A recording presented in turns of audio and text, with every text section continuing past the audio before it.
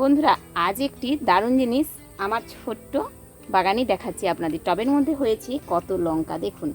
দেখেছেন? এই যে দেখুন কি পরিমাণ লঙ্কা হয়েছে। দেখুন এখানে একটা মশলাদানির কৌটো থেকে একটা লঙ্কা নিয়ে বসিয়েছিলাম টবে, আর দেখুন তাতে হয়েছে দেখুন গোছা গোছা লঙ্কা। যদিও এখান থেকে কিন্তু প্রচুর প্রচুর পরিমাণে লঙ্কা খাওয়া হয়ে গিয়েছে। দেখুন আপনারা গাছটা সত্যিই কি দারুণ। দেখুন গাছটা দেখেছেন কত লঙ্কা হয়ে রয়েছে দেখুন মাত্র একটা গাছে। আর মানে বর্ষার সময় গাছটা কিন্তু একদম দারুণভাবে ফুলে উঠছে। আর এই দেখুন মানে যেখানেই দেখাবো আপনাদের দেখুন কত লঙ্কা দেখেছেন, প্রচুর লঙ্কা ধরেছে। এখন আপনাদের একটু ভালো করে দেখাই। এই দেখুন দেখুন এই দেখুন এখানে দেখুন ধরেছে কত। আর এই দেখুন এখানে আপনারাও চাইলে এরকম কিন্তু লঙ্কা গাছ একটি আপনাদের টবে লাগিয়ে নিতেই পারেন। যেহেতু এখন বৃষ্টি হচ্ছে তাই গাছগুলো একটু নিচের দিকে ঝিমে গেছে। ওই দেখুন গোড়াতে ওই মাটি। আর এই যে লঙ্কা গাছটা কোথায় ছিল সবই আপনাদের দেখাচ্ছি, আর কোথা থেকে নিয়ে এসে লাগালাম সেটাও দেখাচ্ছি। আর আজ লাগিয়ে নেব এই যে এই নীল টগরের গাছটি দেখুন কি সুন্দর ফুলে ভর্তি হয়েছে। আর এখানে দেখুন এই যে জবাটায়, এই জবাটাতেও আসছে এই দেখুন ফুল। নার্সারি থেকে নিয়ে আসার সময় একটা ফুল দেখে কিনে নিয়ে এসেছিলাম, এখন এখানে আসার পর আবারও একটা কুড়ি এসেছে, কিন্তু এই যে এখনও লাগানো হয়নি। টবগুলো ফাঁকা নেই, এই টবের মধ্যেই লাগিয়ে নেব। এখানে দেখুন সিংহনিয়ামের গাছটার কি অবস্থা, কি অপূর্ব একটি রূপ নিয়েছে এই সিংহনিয়াম। এটা যে লাগিয়েছিলাম সেই ভিডিওটি তো আপনাদের সামনে নিয়ে এসেছি। এখন দেখুন সেই গাছ বর্ষার জল পড়তেই গাছের আলাদা এক রূপ। আর এটা তো কি গাছ আপনারা অনেকেই জানেন, কি ডিফেনরিক্সিয়া নাকি। এটা দেখুন এর রূপটাও সত্যিকারের অসাধারণ এক রূপ নিয়েছে। আর এই যে এটা হচ্ছে সেই খয়েরি রঙের এই অ্যালামুন্ডা, এটাও লাগিয়ে নেব। আর এই যে একটা টেকোমা না কি গাছ, এটাও লাগাবো। তো মানি প্ল্যান্টগুলোও দেখুন কত সুন্দরভাবে হচ্ছে। দেখেছেন এখানে মানি প্ল্যান্টের বৃদ্ধি দেখুন কি অসম্ভব সুন্দর পাতার রূপ মানি প্ল্যান্টের। দেখুন পাতাগুলো কি সুন্দরভাবেই কিন্তু মানি প্ল্যান্টগুলো হতে লেগেছে। আর এই যে কয়েকদিন আগে লিলি ফুলের গাছ লাগিয়েছিলাম সেটাও দেখুন ভালোভাবে হচ্ছে। আর এই যে দেখুন এটা হচ্ছে ওয়াটার লিলি, এটাও কিন্তু খুব সুন্দরভাবে হচ্ছে। আর এই যে জবা গাছ লাগিয়েছিলাম, এই দেখুন জবা গাছে কিন্তু নতুন পাতা মানে সুন্দরভাবে পাতাটি যখন এভাবে বৃদ্ধি হচ্ছে এত সুন্দর রয়েছে, তার মানে গোড়ায় শিকড় কিন্তু ধরে গিয়েছে। এই দেখুন এই যে লাগিয়েছিলাম ভিডিওটি আপনাদের সামনে তুলে ধরেছি, দেখুন এই দেখুন নতুন পাতা সব এসে গিয়েছে, অর্থাৎ এই বৃষ্টির সময় ওরা কিন্তু শিকড় ধরে নিয়েছে। এই দেখুন এই রঙ্গন ফুলের গাছটাও তাই। আর এই দেখুন এখানে রয়েছে একটি এই যে রাবার প্ল্যান্টের গাছটা দেখছেন কি দারুণ। সত্যিই কিন্তু এটি দারুণ রূপ এই রাবার প্ল্যান্টের গাছের। দেখুন রাবার প্ল্যান্টের গাছটা কি অসাধারণ একটা রূপ। এই যে দেখুন এই যে একটা মানি প্ল্যান্টের পাতা, মানি প্ল্যান্টগুলোর অবস্থা কি দুর্দান্ত না। এখন জবার ডালগুলো কিন্তু এই যে হতে শুরু হয়ে গেছে। জবার ডালগুলো কিন্তু সত্যিই দারুণ হয়, এই বর্ষায় তো বিশেষ করে খুব সুন্দর রূপ নেয়। দেখেছেন দেখুন খুব সুন্দরভাবে কিন্তু জবার ডালগুলি বেঁচে উঠছে। আর কিছুদিন পরে এটা আপনাদের তুলে দেখাবো।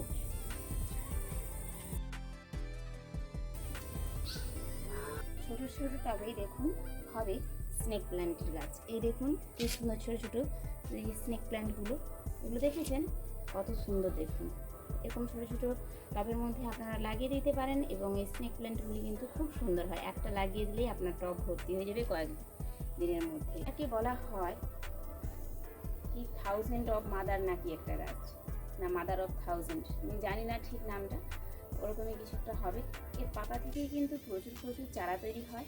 আপনাদের দেখাবো যে এটা কীভাবে পাতা থেকে আমার এখানে চারা তৈরি হয়েছে। নার্সারি থেকে একটা ছোট্ট গাছ 20 টাকা দিয়ে কিনে নিয়ে এসেছিলাম, তা থেকে হয়েছে প্রচুর গাছ। তবে এই যে চারাটা এটা আমার বোনের ছেলে আমাকে দিয়েছে, আর সেই ছোট্ট চারা ছিল সেটাই এখন এত বড় হয়েছে। আর আপনাদের দেখাবো যে একটি বড় গাছ আমি কিনে নিয়ে এসেছিলাম এবং তার থেকে কীভাবে ওই গাছের কত চারা তৈরি হয়েছে। একটা গাছ থেকে কি পরিমাণ চারা হয়েছে দেখেছেন। এই দেখুন এই যে গাছটার রূপ দেখুন। আর এই একটা গাছ থেকে কত নতুন নতুন চারা হয়েছে দেখুন, দেখুন কত চারা। তো বন্ধুরা, এই যে মাদার অফ থাউজেন্ডের গাছ, এতে তো দেখতেই পেলেন আপনারা কত চারা হয়েছে। একটা গাছ আমি 20 টাকা দিয়ে নিয়ে এসেছিলাম, সেটা থেকে এখন অজস্র গাছ। এই জন্যই হয়তো এর নাম মাদার অফ থাউজেন্ড, কারণ একটা গাছ লাগালে প্রচুর পরিমাণে চারা হবে। এদিকে দেখুন এই যে লাকি ব্যাম্বুর গাছগুলো কীরকম বৃষ্টির জলটা জমে গিয়েছে। তবে লাকি ব্যাম্বুর গাছ জলেতেও খুব সুন্দর হয়, আবার মাটিতে আরও সুন্দর হয়। এই যে দেখুন মাটিতে আমি এই টবের মধ্যে বসিয়েছি, এখানটায় কিন্তু লাকি ব্যাম্বুগুলো দারুণভাবে উঠছে। আর এই যে গাছটা, এই গাছটি একটু আগেই আপনাদের দেখালাম, এই গাছটিতেই দেখুন এখন কতগুলো নতুন চারা তৈরি হয়েছে। ছোট গাছেও কিন্তু পাতা থেকে চারা তৈরি হয়। আসলে এটা পাথরকুচির গাছ। জবার গাছগুলো ওই যে দেখতে পাচ্ছেন ডাল থেকে তৈরি করেছিলাম, এই দেখুন কত সুন্দর ডাল থেকে কিন্তু জবার গাছগুলো হয়ে যায়। আমার এখানে যতগুলো জবার গাছ রয়েছে সবই কিন্তু ডাল থেকে তৈরি করা। আর আগে যে লঙ্কার গাছ দেখিয়েছিলাম তা থেকে কতগুলো লঙ্কা হারভেস্ট করেছি দেখুন। পাকা লঙ্কা যদিও বা, তো ওই পাকা লঙ্কা হারভেস্ট করেছি। যে এখানটা থেকে 3টে এই গাছটার লঙ্কা আমি হারভেস্ট করেছি। আর এদিকে যে গাছগুলো ছিল সেগুলো থেকে, এটা দেখছেন এটা তো সেই গোল লঙ্কার গাছ, এখান থেকে 3টে লঙ্কা আমি তুলে নিয়েছি। আর এই একটা লঙ্কা আমি রেখে দিয়েছি, ওটা আরেকটু মোটা হোক তারপর তুলব। আর এই যে এই গাছটা থেকেই লঙ্কা হারভেস্ট করলাম, আর ওই গাছটাই প্রথমে ভিডিও শুরুতে দেখিয়েছি। আর এই যে আরেকটি গাছ এখানে, এই গাছটারও লঙ্কা আমি প্রচুর পরিমাণে তুলি, প্রায় প্রতিদিনই ওই যে ঠাকাতে দেখালাম অতগুলো করে লঙ্কা আমি কয়েকদিন ধরেই তুলে নিয়েছি। আর আমাদের বাড়িতে প্রয়োজনের লঙ্কাটা এই 3টি গাছ থেকেই হয়ে যায় আপাতত। ছোট্ট একটা ফ্যামিলির জন্য যথেষ্ট এরকম যে 2-3টা লঙ্কার গাছ লাগিয়ে রাখেন আপনারা।